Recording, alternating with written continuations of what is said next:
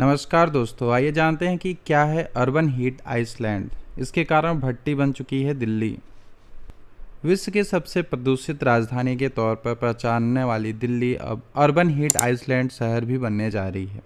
साल दर साल यहाँ पर ऐसे क्षेत्रों की संख्या बढ़ रही है जहाँ पर तापमान उनके आसपास के ग्रामीण क्षेत्र के तापमान से अधिक रहता है। राजधानी में निर्माण कार्य तेजी से हो रहे हैं और कंक्रीट का जंगल फैलाया जा रहा है। सरकार उपेक्षा के कारण यहाँ पे विगत एक दशक के दौरान हरियाली की मार 2.8% की वृद्धि हो सकी है। यही वजह है कि विगत एक दशक में दिल्ली का औसतन तापमान 7 से 8 डिग्री तक बढ़ गया है और अर्बन हीट आइसलैंड के करीब 8 गुना तक की वृद्धि हुई है, जो 2014 से 7 से बढ़कर 60 हो गया है।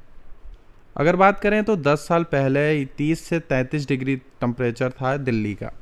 Centre of science and environmental की एक रिपोर्ट के अनुसार गौर करें तो पता चलता है कि 2014 में मई का औसतन लगभग 30 से 33 डिग्री तक टेम्परेचर रहता था।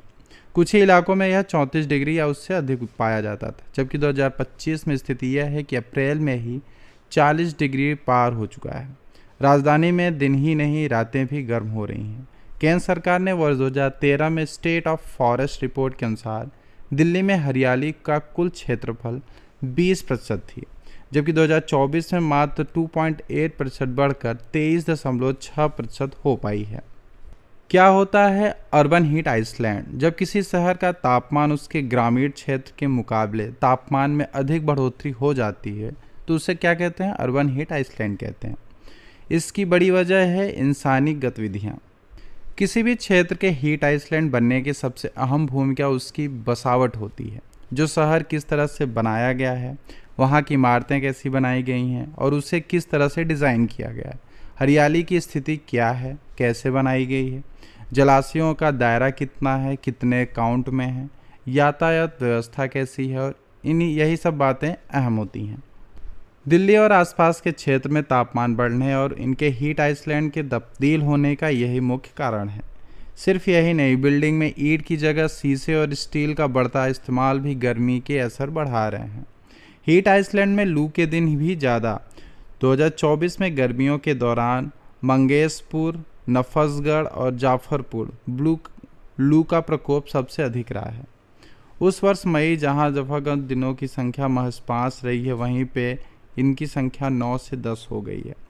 उसी साल 3 अप्रैल को रिच का अधिकतम तापमान 40 डिग्री, 39 डिग्री, मयूर विहार का 35 डिग्री, राजघाट का 36 डिग्री, पूसा का 36 डिग्री रहा था। 2001 में दिल्ली में वाहनों की संख्या करीब 80 लाख थी। हर साल इनमें से 3 से 4% की वृद्धि हो रही है। वर्तमान में यह संख्या करीब 1.5 करोड़ के आसपास पहुंच चुकी है। करीब 15 लाख वाहन रोजाना एनसीआर से दिल्ली भी जाते हैं। इनके ईंधन से निकलने वाला गर्म तापमान बढ़ा रहा है। सार्वजनिक परिवहन सेवा ठीक न होने के कारण वाहनों की संख्या काफ़ी बढ़ती जा रही है। शोधकर्ताओं के अनुसार इसी के चलते शहर में खुद को ठंडा कर पाने की जो क्षमता है वह 21% तक कमी आई है। वहीं पे 2011 में दिल्ली की आबादी करीब 1.38 करोड़ थी, जो अब अपने 3 करोड़ मानी जा रही है। बस इसी बसावट से डीडीए, द्वारका, नरेला, रोहिणी और हजारों फ्लैट बनाए गए हैं। 2014 में कॉलोनियों की संख्या 1731 थी, वह करीब 2000 के आसपास हो गई है। दिल्ली में प्री मानसून लू, मानसून हीट इंडेक्स लोगों के लिए घातक बनते जा रहे हैं। सही मायने में पूरी राजधानी ही अब अर्बन हीट आइसलैंड बदल चुका है। गर्मियों के दौरान कुछ हिस्सों में ही तापमान 48 to 49 डिग्री तक पहुंच जा रहा है। यही वजह है कि हीट स्ट्रोक के शिकार लोगों की संख्या भी साल दर साल बढ़ती जा रही है। कैसे कम होगी यह गर्मी? शहर में ऐसे हीट आइसलैंड न बने, इसका सबसे बड़ा उपाय है चारों तरफ से हरियाली यानी पेड़ पौधों की संख्या को बढ़ाना। खाली जगहों पर पौधे लगाकर तापमान में कमी लाई जा सकती है। इसके लिए टूरिस्ट गार्डन, किचन गार्डन बनाया जा सकते हैं। यातायात व्यवस्था दुरुस्त करने और सार्वजनिक परिवहन को बढ़ावा देने का भी आवश्यकता है। छत पर सफ़ेद रंग की पुताई कराई जा सकती है। इसी तरह के तमाम तरीकों को अपनाकर हम गर्मी को